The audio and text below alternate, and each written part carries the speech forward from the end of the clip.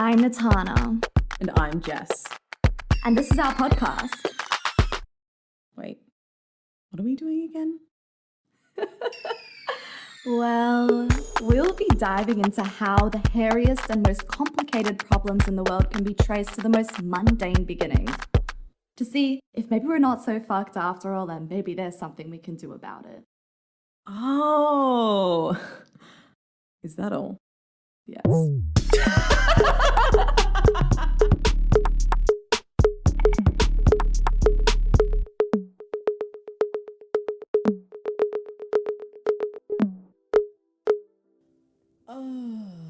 Jess. Yes. I don't know what we're talking about today. Yeah, well, the thing that I've been pondering, so I've been having that issue with work and the passion. It's like the calling and the job kind of dichotomy, the situation. When one doesn't have, or when I don't have a job, I'm really stressed out. But when I don't have time for the calling, I'm really miserable. And so I started looking into this idea at a societal level of like, what would it mean? Because, you know, we have a social system, we have Centrelink. So, you know, during this pandemic, a lot of people have been on Centrelink, but it's very stressful to be on Centrelink because 1, it's not enough money. 2, you have to qualify. 3, you have to do all this stuff in order to maintain your qualification. And 4, the whole process is really demoralizing. And so that's not the only reason why like depression, anxiety and all that sort of thing is like going through the roof right now. And not to say that I'm depressed or anxious, but I've certainly had, you know, some of those emotions. It's really interesting to look at some of the research that's been done already on what can be done about that. Because even though happiness isn't largely determined from circumstance, it can disproportionately contribute when you're in a state of alert all the time, or at least the majority of the time. It can consume everything else.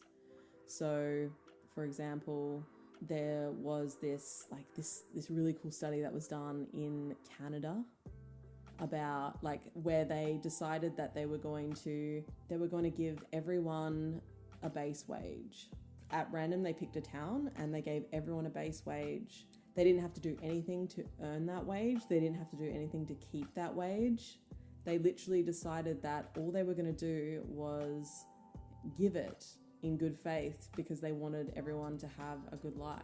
Are these people that were unemployed, or did this also extend to people Who were employed? So they got it on top of? Okay, all right. So it's equal. It's equal to absolutely everyone that they get this. Everyone gets a base wage. And there were a few really interesting things that happened.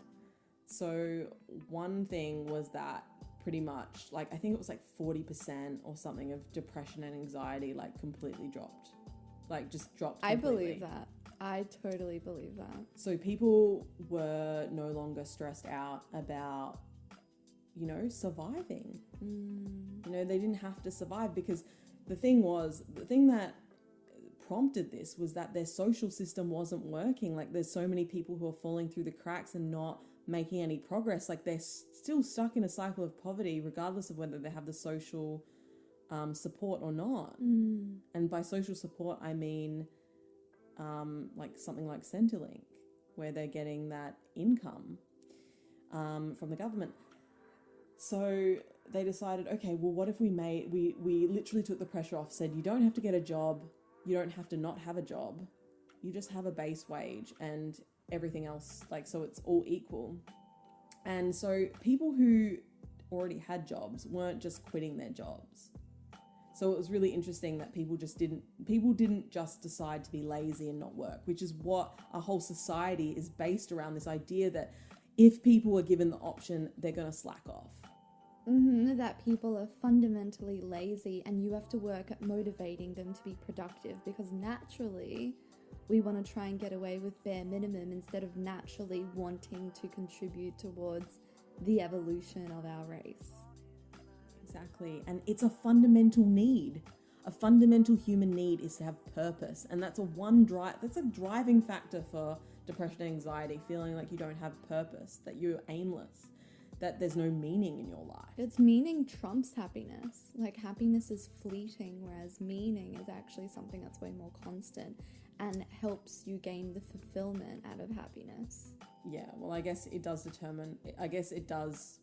depend on how you define happiness, whether happiness is an elated construct or whether it is about being content and fulfilled. But I think we're on the same page.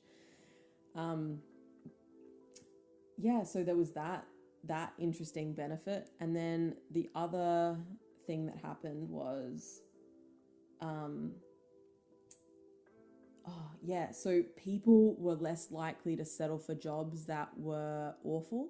Ooh. So what happened as a natural effect of having a base wage was the standards of work had to increase in order to attract staff. Like, you had to improve your conditions of work in order to get staff. So now the value props change and they actually care more. You have to That's value so the interesting. people. So I wonder, do you know what happened to people that were in service positions, but like service positions that people don't usually like being the garbage person or working like retail or working at like a fast food place or something like that, where usually you do it just to like so you could get some, you know, pocket money, or to like make ends meet. So what happened to those jobs? Are they still being filled? It's interesting. I don't know whether that changed, whether people weren't fulfilling certain roles. Obviously, if that were the case, then it would have been deemed an experiment that does not work fully. So people are less dissatisfied with menial jobs when they can afford to work less in those jobs. So more people can work in those jobs, just less hours, more time spent with family, more time innovating, more time creating different things and like pursuing different things. You know, but I think the main thing is that it changed people's priorities in a similar way that the pandemic has changed people's values, or at least some people's values, around what actually matters, focusing on what actually matters rather than just trying to survive. It's so true. I've spoken to so many people and their conclusion is all the same. Like, oh, well, what really matters is home, is what I call how I make home in my body. How do I make home, like, in my physical home and the people around me and the relationships and all that kind of stuff, instead of just pursuing things or being on the hamster wheel for the sake of that, or for the sake of status or, you know, privilege. It's really interesting. That's really interesting because, I mean, with the pandemic, especially being in lockdown here in Melbourne for so long, like compared to the other states, I don't know if they've done any research around it or if it's recorded anywhere, but I'll be curious to see if there were way more cases of anxiety, depression, like mental health. What they have measured is suicides, but also the number of mental health care plans. Oh, really? So they doubled. Oh, they doubled during stage 4. Okay, yeah. Yeah, I would have expected that. And that's the thing, it's like, it's already stressful enough being in a situation where you can't connect with the things that you usually do in order to get meaning. So if that's like friends or family or going to certain places, you know, with like a 5K limit, like you really stuck with where you live. And also like not being able to see certain people outside your household, blah, blah, blah, all that stuff. And I think that's already stressful enough as it is. Like, we need human connection in order to thrive. But to add economic stress on top of that, like that would send anyone off the edge, you know? And I think that they were really, really pushing like Victorians because the government like wasn't giving that kind of support. Like they were actually trying to match it with the rest of the country and transition them out of that support. And it's almost like the opposite of what they did in that study in Canada, where it's like, all right, well, we're going to, you know, support you more. And I'm sure that happened during a time when it wasn't super unstable and there wasn't like a global pandemic happening, you know? So it would have been a very stable kind of global climate, yeah. And like the benefit of adding certainty then, imagine if we had that during the pandemic. I feel like that would have made such a big difference, and I actually think that would have changed the workforce as well. I feel like more people would have been able to bounce back a whole lot faster. Like, think of how many new businesses could have been started during this time if everyone was given that base wage. And it's like, all right, we recognize that, yeah, our economy right now is kind of fucked. And yeah, we can't have normal retail. We can't have shops open as we usually do. But we know that a huge strength is e-commerce. A huge strength is online businesses. So we're going to give you a base wage and we're going to give you the skills that you need. Like, here are a bunch of free courses that you can take in order to kickstart and start your business. And that's a great way to boost the economy during this time. You know, that would have made so much sense, would have given people peace of mind and also that agency. But instead, they had these grants available for business owners and stuff like that, but it's with all these strings attached. And it's not really accessible and helpful to people that are starting things from scratch.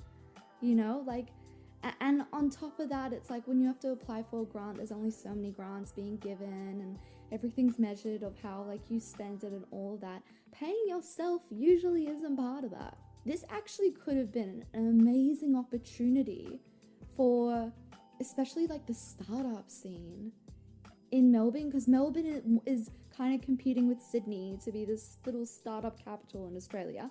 And then on the global scene, Australia wants to be like in the same space, as like San Fran, as Tel Aviv, like all these startup capitals, like they want to be in on it, and they're trying in their own way. It's not really working, kind of because of tall poppy syndrome, and because VCs don't want to take risks here, so they don't want to invest in anything that's too like, oh. And there's this weird effect where if you got funding, if you were an Australian startup, you got funding in the States, and then you come back here to finish off your round of funding, suddenly all the founders would want to give it to you because they have this like social proof from overseas. But imagine how much of a game change it would have been if the government looked at that research from Canada, was like, oh my God, we should use that, use our stimulus package that way. We have faith in our people. That's we what know, it says. yeah. It's like, we know that all you need is the resources and you're going to go ahead. But even just the economic benefit of alleviating anxiety and depression, that in itself would have, It's a massive economic benefit. I know. Think of, and also on top of that, if you're caring about, like hospitals being in capacity and all that kind of stuff, healthcare workers like being completely just at full capacity, it would make sense to then help with what's preventable and the major causes that influence spikes in mental health issues. Absolutely. Because those are the two things that people are worried about right now. They feel no agency because they're locked in their homes. And now there's a bit of a relief because we have more agency. And then on top of that, it's the uncertainty. Like, that would have been two birds with one stone. Exactly. And you think about what can birth innovation.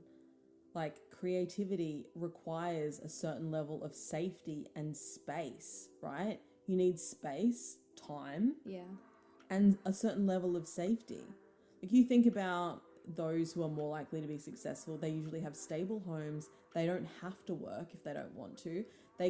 There's almost very little expectation on them except to create success for themselves, to get a job, to, go down a path that they want. When people have that foundation of safety, they can innovate. They have the capacity to take risks that other people can't aren't willing to. Yes. And you know what's really funny about that?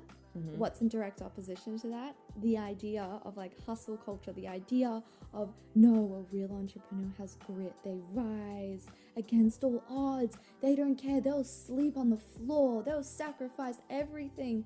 It's like the idea that millions are only made if you are okay with having no security. It's this idea that success comes to entrepreneurs because they don't have the safety net, because they don't have security, so there's that whole story. So you don't even connect the dots, where it's like, yeah, that's a path that people can take.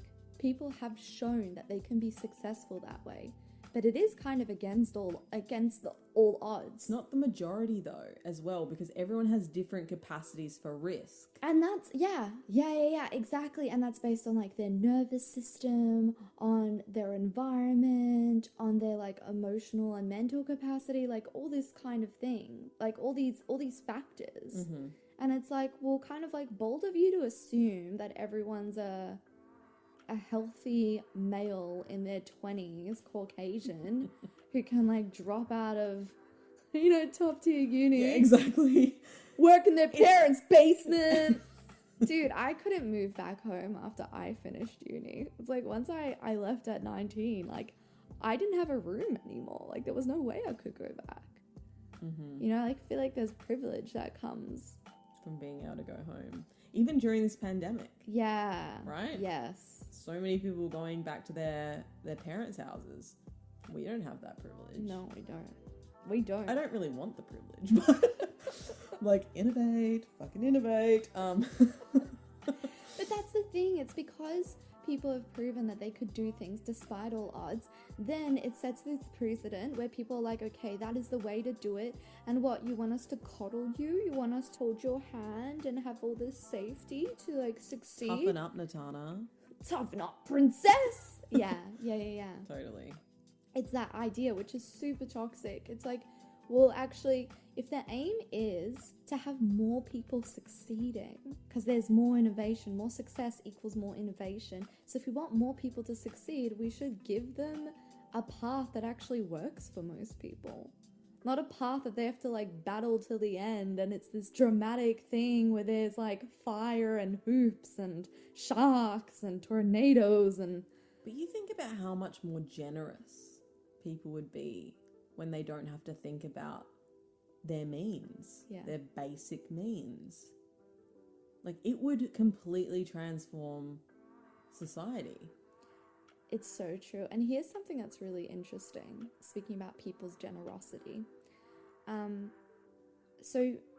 how it comes back to emotional safety, where it's actually not about financial safety, it's about emotional safety. I think when you get that money from the government, it's the government saying, you're safe with us, we're giving you that emotional safety. It's also physical. In the form of financial safety. But I think it's the gesture as well. This is why I'm saying this, because when, I think it was America or was it New York? New York had a mask shortage a few months ago. Okay. Yeah, they had this big mask shortage, and my dad had a contact in Perth that had access to hundreds of thousands of masks, and my dad wanted to somehow help get the masks to New York so that the healthcare workers can use them, people are safe, all that. Dad starts talking to a few people in New York, and it's so funny because even though he's talking to these people that have a lot of money, that have the means to make it work, my dad's like, hey, I have a solution to your problem. Here it is. Like, this is the part that I can do. I just need someone to pay to bring them over, to send them over, and then you have them like free of charge, you know? None of them took him up on the offer. None of them wanted it because they're like, well, we're not going to fund it. You got to fund it. And think of all the resources, all the people available in New York that are in that top tier. And they have the means, but like when it's something as global and uncertain as this, they don't have the emotional security, and that's why they hold on to their money. But also because, yes, the emotional security, and I think this is they're detached. Yeah, from like the general public, the peasants. But it's also this, they've gained their money within a society and a paradigm where it's everybody for themselves. Yeah. I need to keep my cash. Yeah, why am I 'cause helping the otherwise- economists? There's yeah. not enough for us all. Yeah. I need to maintain my position over here. Whereas if you grow up in a society where, because we attach worth to how much money we have, which is why there's so many people who are depressed that are on the dole, on, you know, social security or whatever you want to call it, because it's like they're like fighting and they're spending so much emotional time on just trying to get a tiny crappy wage from the government so that they can just survive whilst they're trying to find work, right? And to do a job that they hate, most likely, because they're meant to take whatever they're given, right? Whatever comes up, because you're at the bottom, you can't be picky. Choosy, yeah. Like, which then becomes like this attachment to self-worth. Like, people feel so low in themselves. It's like, how are they meant to progress? And it's almost gaslighting as well, because it's saying like, oh, well, you shouldn't value yourself enough to say no to certain things if they're incompatible with you, or if they're too draining, or they just don't work for you. It's like, no. Like, you're only valuable to us as a state if you're making money. Exactly. But what would it say to someone if everyone is given that base? Everyone is worth that. We care about everyone in our society. You're worth it. You are worthy. Like, what? I mean, that is such a big deal. It's treating the nation like a team. Where it's like, you're a team player. We value your worth in this team. We know that you individually can contribute so much to our country, and we're proud to have you here. So therefore, here, we're going to support you because we see the investment in you. Instead, think about like Centrelink, the doll. It's like, oh, okay, well, I guess we'll have to give it to you. But you have to prove it to us. Fight. You know what's really interesting, actually, when you think about it? It's very much based on this codependency. Like, look at that relationship style. It's very a toxic power codependent, dynamic. very toxic. It's that martyr. It's the martyr archetype. And how, like, the way that you lift people up when they are down or when they are struggling is not by making them feel like you're doing them a huge favor. It's not by like asserting a continual power dynamic. It's not making them prove themselves to you. It's reminding them of their worth. That's what you do. You need to remind them of something they've forgotten. Absolutely. And they're not going to see that if you don't value their value system. You know, that whole thing of, you know, going back to what you said before about like, oh, you're punished for valuing yourself enough by turning down certain opportunities, in quotation marks, because you're choosing yourself over a job, right? When I used to work with homeless youth, a common attitude among my colleagues was they're ungrateful. They don't want to just get a house. They're not willing to stop partying on the weekend and spending all their money on this. I got that too when I was working at the non-for-profit, because they were all about like the housing commissions and stuff like that. So it was the same thing. It's like they're choosing to live like this. They don't want the nice mattresses. They decided to actually get a mattress from the street that was infested in fleas, and then it infested the whole like commission housing with fleas as well, because they decided to do that. It's like they're reducing people to their actions, not what's actually going on. Yeah. So it's They're like, not looking at the subtext of like, okay, well, let's ask why. Let's connect some dots. exactly. And I had one client who came in who I worked with, and he was doing exactly that. He was ashamed of it, but I wasn't judgmental. So he ended up telling me, yeah, like, you know, I did party on the weekend, I ate takeaway, and I like spent all of my Centrelink, and now I'm like in this cycle of like, I can't afford to live, like I'm literally on people's couches and da da da da da. And I could see it immediately. I was like, of course you're doing that. Like, do you feel like you have a future? Can you see it getting better? Like, you're stuck in this cycle. Of course there's immediate gratification that you're going for. You care about your social stuff. You care about, you know, this, that, and the other. And I was like, what else do you care about?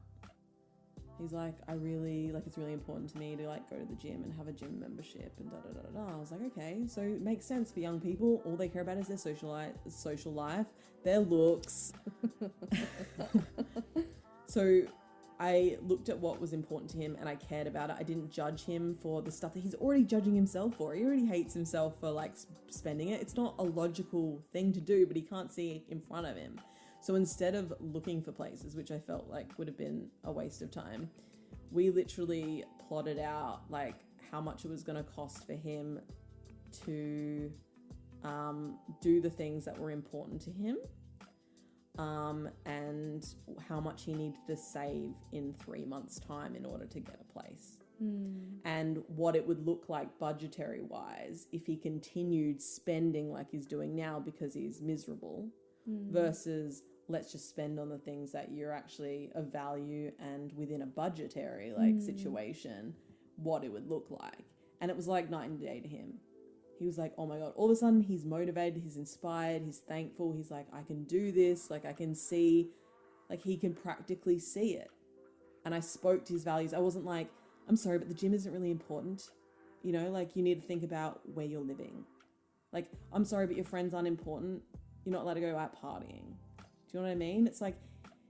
And that's the thing. Like, the way that our structures are built, it's built around logic, around like, okay, you know, you have like, you know, the term like a cog in the machine. Yeah? So a lot of our systems are built for cogs. It's like, okay, well, we want the machine to work, so we got to work out where we're placing all the cogs, and then we got to motivate the cogs to just play their part. And that's what it is, all these systems, but they use shame, they use guilt, all these different things to get the cogs to do their thing. Because they're treating humans like machines when we're not. And what's the difference between us and machines? Emotion. Emotion makes us act in ways. We don't act logically, we act emotionally. Now, I have this theory that because our emotional intelligence hasn't been that great. But it's only now that we're actually starting to develop our emotional intelligence in really sophisticated ways, which means that now we have the capacity to understand emotions and capture the connections and the relationships between them. Now we have a greater capacity within society, slowly but surely, to even just like be able to hold paradoxes, to understand how, basically how to read subtext, how to see what is not obvious. Like, well, the objects we see in front of us, the actions, that is the result of something. But to see the thinking behind it, it's not based on any linear stuff. It's actually based on this whole mush of emotions and history and trauma and ideas and escapism and all these different things. And it seems almost impossible to like create systems that cater for that, because how on earth would we do that? You know? But I think that's where Impossible. That's where the future's going. Like, I feel like because we are becoming more emotionally intelligent, we can start building systems around that. Everything should be based on psychology. everything. everything, emotions. And that's the thing, like if you look at leadership, or if you look at even how systems are enforced, it's all completely detached from emotion. And I think it definitely comes from the patriarchy being like, well, accept anger TM, which is branded not as an emotion. It's the only like acceptable one, you know. Instead of anger, all the other emotions, if you show emotion, you're weak. If you show emotion, you're being unprofessional. If you show emotion, you're showing where your weakness is. You know, it's this whole, and the only reason you want to hide something is when you don't really understand it. And of course, there are appropriate times to display certain emotions. Like, of course, there are certain contexts. Like, we're not saying the opposite of that. Well, that's the thing, because that's the opposite extreme. Yes. Because here's the thing. It's so interesting that you bring that up, because I was watching an interview that Seth Godin was giving, and he just has a new book out, and I think it's called like The Work or The Practice or something like that. And basically he's all about like, it's all about consistency, showing up, blah blah blah. Anyway, part of it is that he said, well, I don't believe in authenticity. And this is really interesting because, and this is kind of where Seth and I part ways big time. Because what I was understanding is when he was describing authenticity, he thought authenticity meant showing emotion without any emotional regulation. Showing emotion like a kid would. Because that's how some people act it out. Yeah, because that's how they act it out. Because they think, oh, authenticity means I just express myself. When really, no. Authenticity is aligned action. Authenticity is acting within your integrity, but it requires self-reflection to understand that. So you don't agree with the definition? With his definition of authenticity. Sure. But also his whole thing is like, well, you got to show up no matter how you feel. You know, you got to do the work, you got to be professional no matter how you feel. And I could definitely see his view, which like touches on like the classic view of things, which is like, you can't bring emotion to things. If you bring emotion to things, then you're being unprofessional. He does bring emotion to things, but I think what he is trying to say, like, because I mean, we're talking about emotion in a way that like encapsulates all of it right now. Like emotion that's appropriate for the context versus not. I think the point that you're trying to make, and correct me if I'm wrong, that if we had an inclusive society that accepted emotion more widely, we probably would have less inappropriate displays of emotion because people wouldn't be as suppressed and we would be able to regulate ourselves way better. Yes, yeah. I am saying that, but that isn't my point. That is actually not, like, yes, that is true. Yes, that is a side point. That isn't the point I'm making. Sure, but I feel like it has an important part. It's important. It's like part B. Yeah. Yeah, 100%. I just want to get this piece right because it builds on everything else. The problem why we can't reach exactly what you're talking about is because the way that people label emotions is wrong.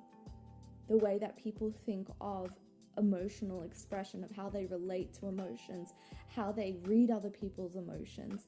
It's like from Seth's view of authenticity, it's like from that same category of like, oh, we're just doing what you feel like. You're just like, you know, trying to get your way, like a temper tantrum. Like it's this emotional immaturity. And I think that key piece is like the step before what you're talking about. It's like we need people to understand what healthy emotional regulation looks like and how it shows up for us to be able to start including that within the system and be able to create structures around that. It's interesting because I see what he does as a way of doing that. Like for me, I feel like what he talks about with emotion in that respect is to get people kind of away from this idea that they need to try to be so much themselves in everything and just literally show up and do what you need to do, create what you need to create, regardless of whether you have fear, regardless of whether you're anxious about it. Like, if you're meant to be doing it, do it. Keep doing it, because the more you show up and do that and create that, the better you'll become. You're going to have emotions along the way, and it's going to be up and down and all around. You got to feel them, but it's not an excuse not to keep building. Because I say that because he has built an entire brand around developing so-called soft skills that people don't value, but he values in his organization and thinks that is the future of leadership. And that requires care, that requires compassion, that requires emotion. It's regulated. But I think you're making more of a distinction between the regulation. Exactly. 100%. I think that unless we see that regulation modeled around us, then it's going to be hard to start advocating for things to be done around emotion, because first we need to fix people's relationship to emotion. And it comes back to that binary thinking, like it's either good or it's bad. Mm-hmm. Emotion's either good or it's bad. There is no in between. That's also categorizing the emotions themselves. Are like, these are good emotions, these are bad emotions. Mm-hmm. Oh, I feel anxiety. Like, oh my God, that means something's wrong. Like, I should stop what I'm doing, you know? Yes. But if that was true, then anxiety wouldn't work the way it works, which Everything is the is- more you yes. avoid, the worse it gets. The more the anxiety expands around more and more things, the more you avoid. Yeah. Yeah. It is interesting. Yeah, because everything's evolutionary.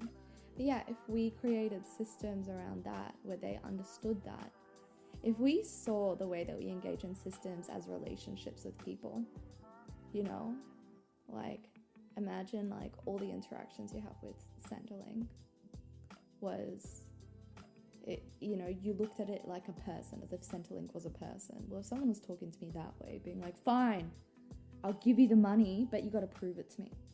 Why can't you just take anything? Like, if someone spoke to me like that, I've gone through that whole journey of myself, of understanding attachment styles, understanding relationship psychology, like all that kind of stuff. It's like now I have the tools to know like what is a healthy dynamic and what is a codependent toxic dynamic. What is empowering, what isn't. And it's like when you can start applying that to different things, to different systems, if we start seeing it as more of an interpersonal kind of relational thing instead of something transactional, then I think we could totally, completely change systems we could change so much from the inside out, even without changing any infrastructure. Like, imagine if the people in Centrelink, like, they just decide to retrain them and now they're speaking differently. They're motivating the people on the dole differently. Mm-hmm. And it's a complete reframe. They still get the same amount, so they're scraping through. It's not a real amount that really helps them. But instead, they're like, hey, we're giving you this amount because we believe in you and we want to, like, help buy you more time. Like, we want you to win at this. So let's work out. Let's help work out your purpose right now. What's your strengths? What's your personality? Like, let's help you learn more about yourself so that you could get a better sense of direction, because we know that you're going to fly. You are going to fly and take off. Things aren't working because you just haven't found a way that suits you yet. But in order to do that, it's funny, they need the emotional social security, like the emotional security. They need the good leaders, because I mean, let's be real, the reason why most of these people can't stand anyone beneath them is because they feel just as low. Mm-hmm. Like, why would you deserve that kind of belief when I don't have that? You know, and that's why it needs to start like top down. Yeah. I mean, there are always like gems. Of course. It's like, how can we make the gems the system? Mm-hmm. Exactly. And that's the thing, like, people think that when you appeal to emotions, you're kind of coddling. It's like you're softening in a way where it's like, oh, then we're not pushing them to show up, to not be consistent to do the thing anyway? Like, how do we teach people responsibility if we cut them slack all the time? And it's like, well, responsibility is a self-regulated thing. When you start getting someone to be able to feel in their body when they are in integrity or when they're not in integrity, they'll carry that responsibility themselves, because it would feel too like, oh, too what's the word? If there is cognitive dissonance. Yes. If there is cognitive dissonance with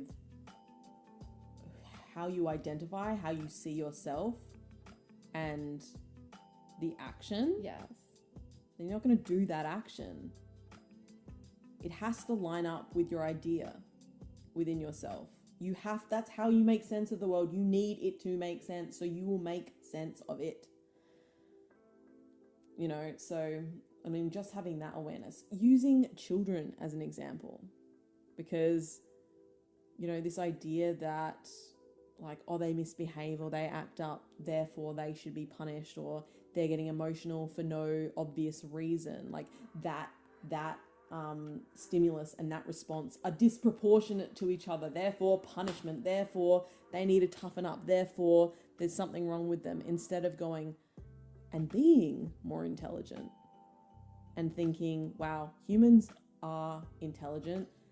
That stimulus versus the response could have been way larger. Like, that space in between could have been way larger, and building up to that point, it's not just necessarily that trigger was what stimulated that response. Like, it's proportional to something. It's not you just don't know cause what and it effect. is. Yeah. Exactly. Or because you don't see everything doesn't mean, Exactly. And that's the thing. I feel like we go through the world and go through society trying to justify the effect. Well, it's like, oh, this thing happened, or this is like the result of it, and then it's only in the aftermath you're like, oh, well, it's because of this, and this. That's why. It's almost done in retrospect. Yes. And I think probably in order to fully understand it, there is some level of retrospect. Yeah. But it's like to deal with someone's emotions in a way that allows you, if you're comfortable enough with emotions, if emotions are okay to have, that's a very different interaction than if it's not okay. When it's not okay, it is very black and white. It's like punishment, it's screaming, it's awful, it's suppression. And the opposite is feeling that emotion, creating that emotional safety that you were talking about earlier, and getting to the root of the problem so that it doesn't happen again. Like, actually understanding the root. Being curious. Exactly. That maybe you don't know everything about the root. It's that open-mindedness, which is hard, because once again, if everyone's walking around trying to justify the effect, well, now you can't be as open-minded, because if new information then changes how you justify things, that's dangerous to you. That will cause cognitive dissonance. So it's actually in your best interest to put your blinders on and to convince people that your reasoning is the best reasoning, your reasoning is the only reasoning, because it's your identity, the way that you relate to your own actions kind of hinges upon that. It's like, well, if that's kind of coming into question in some kind of way, then what does that mean? That makes me feel so uncomfortable. It must be wrong. So it 100% is being okay with letting go of that black and white model of things, of assuming that you know other people's motives. That black and white conditioning is driven by your own emotion and need to control the situation. Yeah, but without all the self-awareness. Instead, it's like your mind being like, this is logic, when really, gotta squash this emotion. Oh my god, emotions, I gotta think myself out of this one. Yeah. It's just, it's false. It's this false sense of security. Funnily enough, look at us coming full circle. It's all about security, people. It's a. Do you feel safe with me? I'm a little uncomfortable. It's the intense eye contact, isn't it? It is. The way the sun is like hitting my eyes. Yeah. You're like a little superhero. But yeah, Lightning it's about bolt. the Flash, but fiery. She's literally just bright red. It's not my face, it's my hair. She's referencing my Hair and hair. top. Oh yeah, I forgot I'm wearing a red top. I forgot I'm wearing clothes. She wonders why this is intimidating. Like, this is a safe space. But yeah, it comes back to safety. Mm-hmm. I think that people could totally even bring it into today, like into even just like the people you live with right now.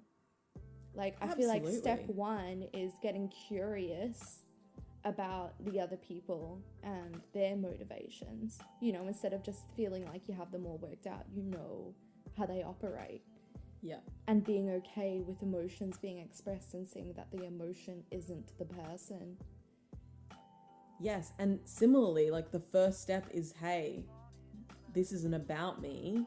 This isn't personal, which allows you to step out of your emotion in the situation and go, hey, what's going on with them? And treat it like a game in the sense that not that you don't care, that you're just frivolously like, I don't give a shit about this person, like, ha ha ha ha, I'm going to play a game.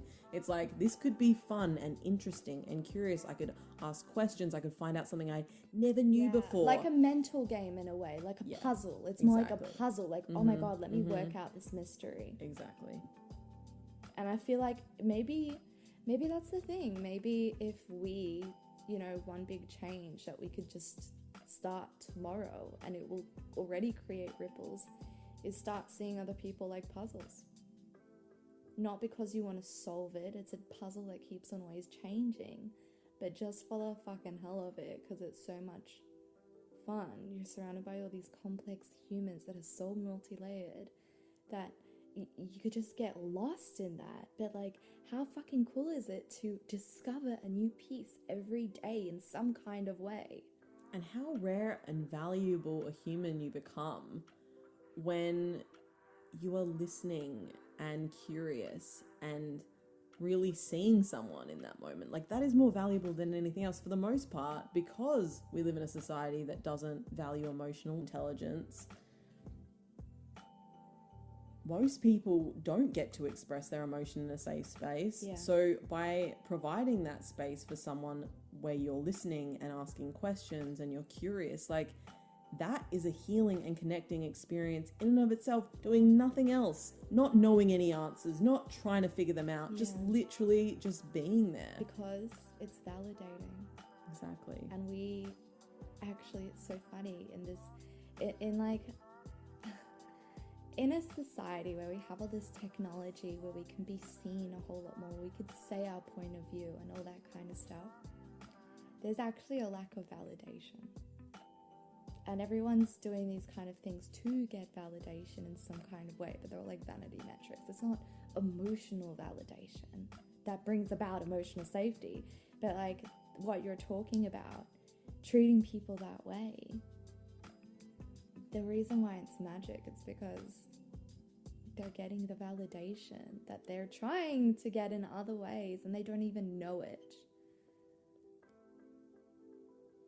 But they get to have it in this moment, you know. And the difference is intention.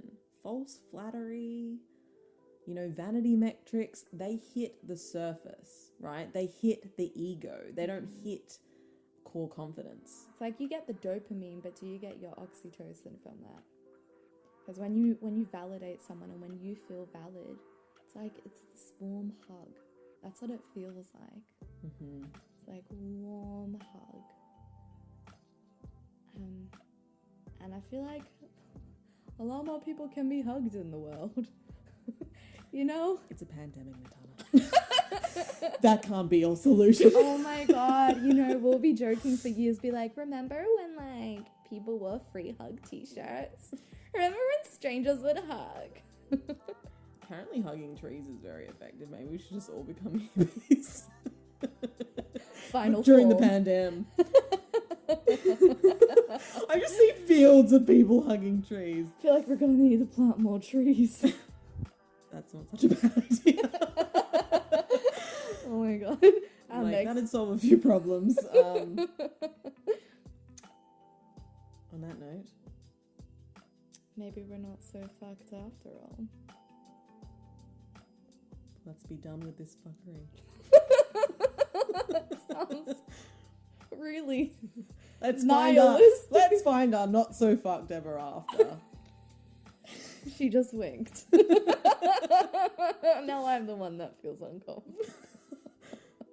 Don't pretend like you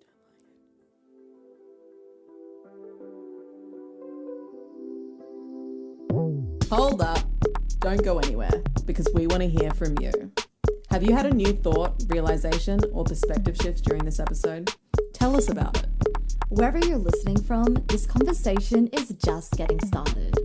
Head to the comments section of this episode, the link is in the description, or if you're listening on YouTube, just scroll down and share your insights with us. Be sure to include the timestamps so we know the part that spoke to you. This podcast is here to spark broader conversation, and the fun part for us is exploring it with you.